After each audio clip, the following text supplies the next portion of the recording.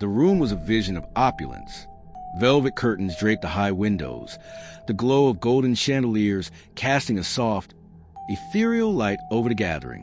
Every surface in sight, marble floors, glassware, and even the silver platters of hors d'oeuvres, was polished to perfection. This was the world where deals were made, alliances were solidified, and reputations were either built or destroyed with the simplest of gestures. As the camera pans across the elegant setting, think about it. If you were in this scene, surrounded by the richest, most powerful people in the world, how would you feel? Would you stand tall, own the space, or would you shrink back? Drop a comment below and tell me what you would have done in Nadia's shoes. At the center of it all stood Victoria Hartley, 32, the fiery and ambitious CEO of Hartley Group, draped in a red gown that seemed to scream for attention.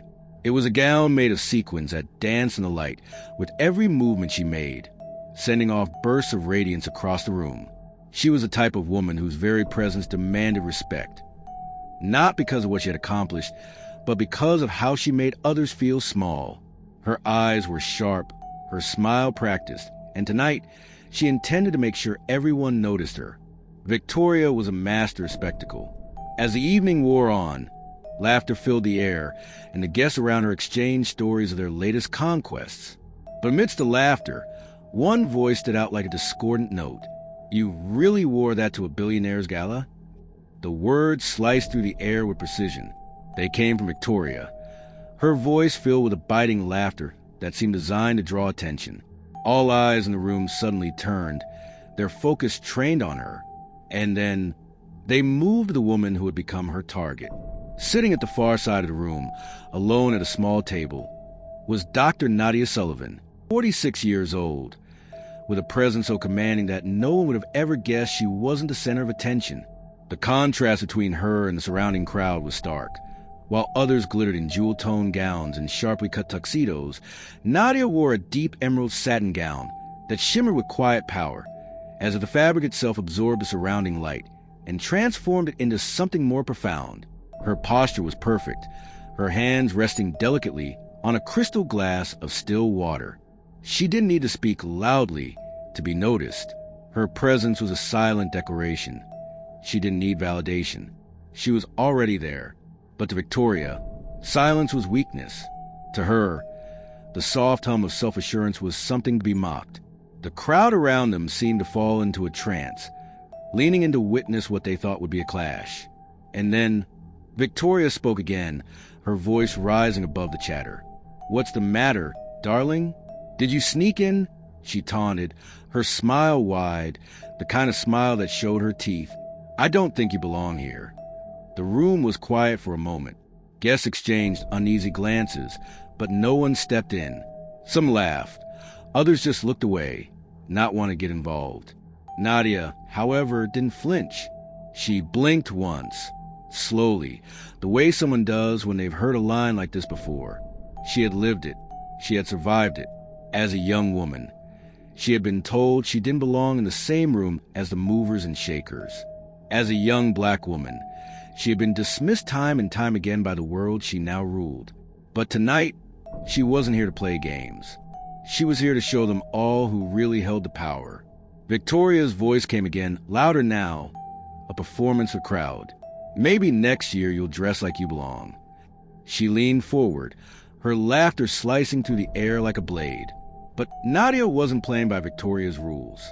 The air in the room grew thick with tension. Victoria, delighted by her performance, wasn't prepared for what came next. Nadia didn't raise her voice. She didn't stand up and challenge her verbally. Instead, she remained seated, her posture straight, her expression calm. But inside, her mind was already working. This was not a fight she would engage in with words. She had learned long ago that words could be manipulated, twisted, misunderstood. No, she would take a different approach. Without moving her eyes from Victoria, Nadia reached into her clutch bag and retrieved her phone. She dialed a number, her fingers steady. The surrounding room, still murmuring in the background, didn't notice a shift. Not yet, but they would. Nadia's voice, when it finally cut through the air, was soft. "Initiate Protocol 7. It was a code, a signal, a command. And as she spoke it, the weight of those words began to land in the room. Victoria, still standing in front of her, sneered. "What is this? You think you're important because of one phone call." She laughed. The sound sounded hollow and unsure. But Nadia wasn't done. She leaned back slightly in her chair, letting the words settle in the air. Her gaze never left Victoria's. She was watching as the invisible threads began to weave the story, watching as her silence built the foundation for her response. And then, in the space where words had once been, the truth came out. The silence was broken by the sound of a single voice. "I'm the CEO of Sullivan Enterprises," Nadia said, her voice unwavering.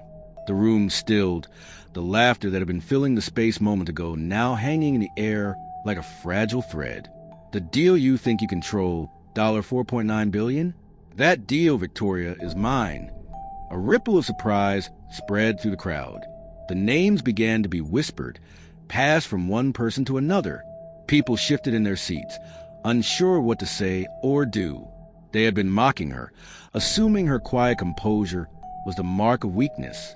Now, they were realizing that she had been holding a power they had all ignored. Victoria's confident smile faltered, just for a moment, and the crack in her armor was visible. Nadia wasn't just a guest in the room. She was a person who could destroy everything that Victoria had built. "I'm the one funding your future," Nadia continued, her voice never rising, never faltering. "And tonight, that deal is gone." The atmosphere in the room shifted immediately. Guests exchanged glances, trying to process what had just been revealed. Victoria, stunned, tried to recover, but her voice cracked. "You can't do this," she said, her tone unsteady, her hands trembling as she reached for a glass of champagne. "You'll ruin everything. You'll..."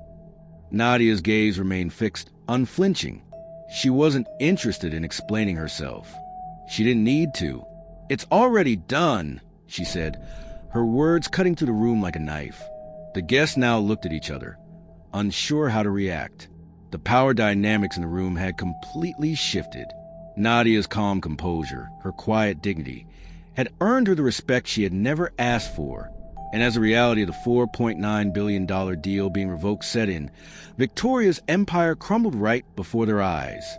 Nadia stood up slowly, her gown glowing under the chandeliers. The crowd parted as she walked, the way people step aside when they know they are witnessing something monumental. Her heels clicked sharply against the marble floor as she moved toward the exit, leaving a trail of stunned silence in her wake. The billionaire host, who had been watching the events unfold with growing unease, looked toward his guests. He knew who Nadia was. He had seen her name on contracts and boardroom documents, but he had never truly understood her power until now. He opened his mouth to speak, but the words died in his throat. The crowd was in shock. What had just happened? In a single, quiet moment, Nadia had dismantled the world they had spent years building. Victoria, now alone in the center of the ballroom, her smile gone, her demeanor shattered, tried to salvage something, anything. She attempted to call Nadia back, but the silence that followed her departure was a final, damning statement. "You can't undo this," Nadia's voice echoed in the crowd's minds. "The deal is gone. The power is mine now." Victoria's hands trembled as she fumbled for her phone, but it was too late. The guests no longer cared about her. The reality was clear. Nadia had not only walked out of the room with the deal, but had also claimed the power in the room, without saying a word. Now that you've seen how the story unfolds, think about it. If you were in Nadia's position, would you have reacted the same way?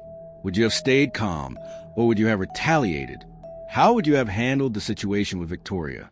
Drop your thoughts in the comments below and share your opinions with us. And if you enjoyed this thrilling story of power and resilience, make sure to hit like, subscribe, and share the video with your friends. Let's spread this powerful message far and wide.